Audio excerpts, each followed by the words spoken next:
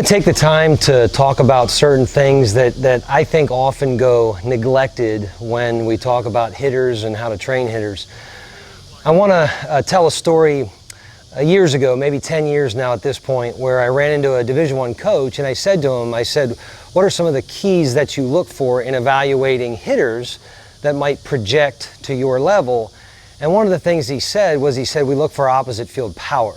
He said a lot of guys have pull side power, but we believe that opposite field power is really one of the key results that plays as you move up the baseball ladder. So I want to talk about opposite field power and how that gets interpreted.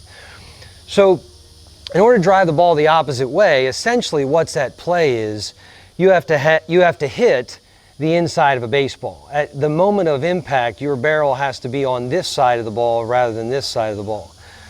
Well, I think that in itself is intuitive, but then how you train for it can complicate matters a little bit. One of the easiest ways to get to the inside of the ball is just let a ball get deep. And this is what I would say would be artificial training, where if you work with a guy and you say, hey, they want to see you drive balls to the opposite field, one way is just to let the ball get deeper. And then as I let the ball get deeper, it's a whole lot easier to handle the inside of the ball, and I've got opposite field power, so long as my size and my swing justify that. So I let the ball get deeper, I hit the inside of the baseball, done, opposite field power. The problem, though, is when you train yourself to let the ball get deep, potentially you're not aware of the velocity at the college game, the Division I game, the professional game.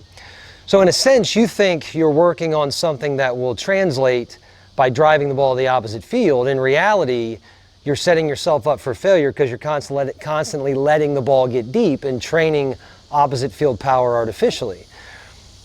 Opposite field power trained authentically requires you to hit the inside of the baseball while the ball is out in front. And the only way that you can really do that is if you're mechanically sound. And before going down that rabbit hole, let me just bring this to your attention.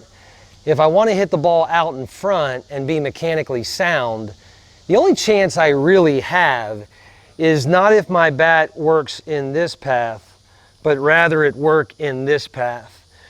And I do think there's enough research out there to substantiate that if in fact I want to have opposite field power, authentic opposite field power, I need to make sure I'm hitting the inside of the baseball in this manner rather than this manner.